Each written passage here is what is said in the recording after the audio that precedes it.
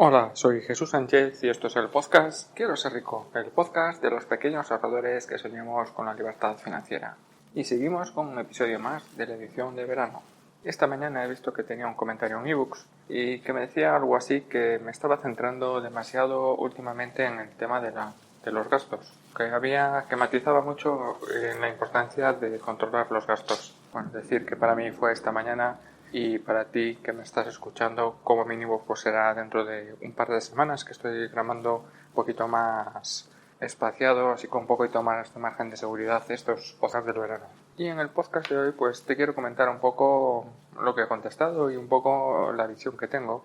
Aparte se da la coincidencia que estoy empezando a preparar lo que va a ser la academia de Quiero ser rico, los cursos de Quiero ser rico, y este tema precisamente pues en una clase que he grabado esta semana pues era un tema que mencionaba especialmente. Por un lado, ¿qué es esto de la reducción de gastos? Bueno, hay dos cosas importantes sobre los gastos y me gusta diferenciarla pues en estas dos cosas. Por un lado está el reducir los gastos en hacer cosas en nuestras vidas para cada vez gastar un poco menos.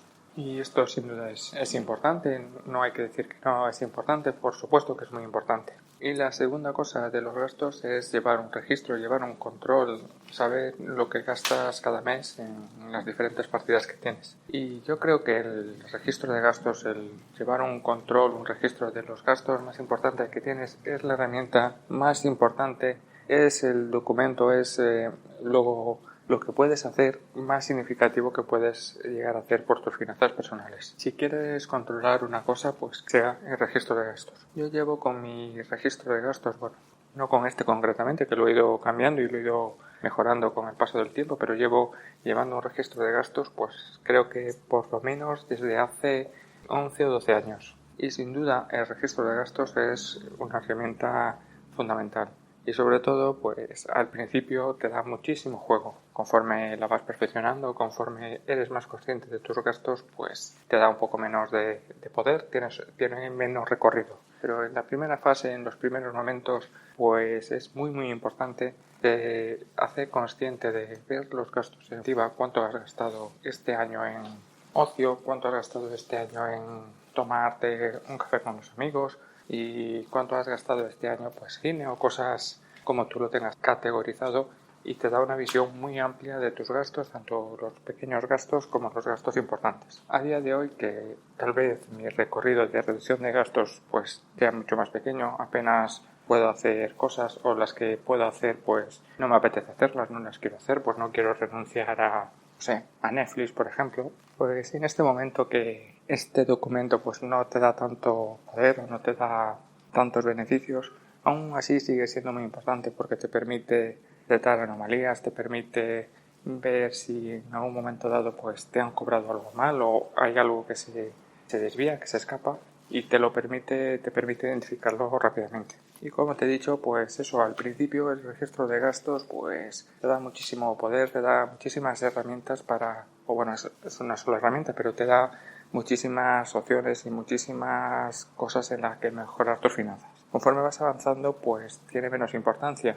Y en esta segunda etapa, cuando ya superas este primer momento de hacer un ajuste bastante importante de tus gastos, o por lo menos ser más consciente de los gastos que realmente quieres y de los que realmente no quieres. Cuando eres más consciente de esto, pues pasas a una siguiente fase, a una segunda etapa, y ahí esta segunda etapa va hacia los ingresos. Y va en querer aumentar tus ingresos. Y aumentar tus ingresos principalmente a través de dos vías. Por un lado están los ingresos pasivos. En principio, pues tener un pequeño ingreso pasivo, después otro, o hacer que este pequeño ingreso pasivo pues no sea tan pequeño, hacerlo crecer.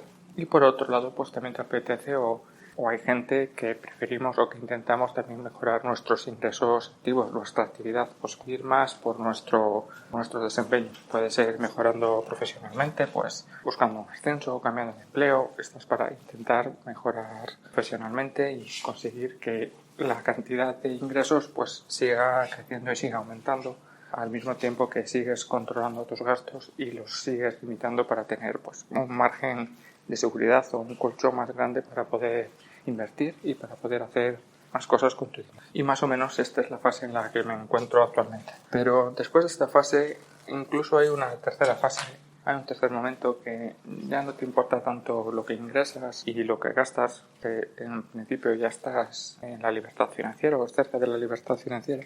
Entonces en ese momento te empieza a preocupar otras cosas. Y lo que más te preocupa en esos momentos son cosas como el patrimonio. ¿Cuánto es mi balance personal y cómo puedo hacer crecer mi patrimonio? No me importa tener un flujo de efectivo, no me importa tener tantos ingresos. Simplemente, sé que mis ingresos y mis gastos pues están cubiertos y no dejas de preocuparte tanto de ingresar más, de gastar menos, sino que vas a otra fase en la que miras más pues cómo puedes hacer que el patrimonio crezca, aunque este crecimiento pues no se refleje a corto plazo y directamente pues en tu flujo de efectivo.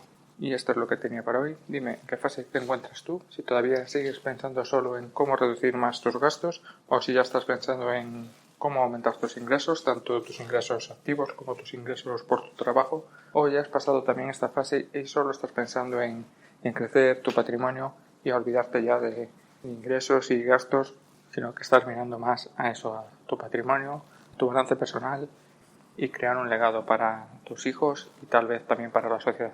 Y esto es todo. Tengas un maravilloso día.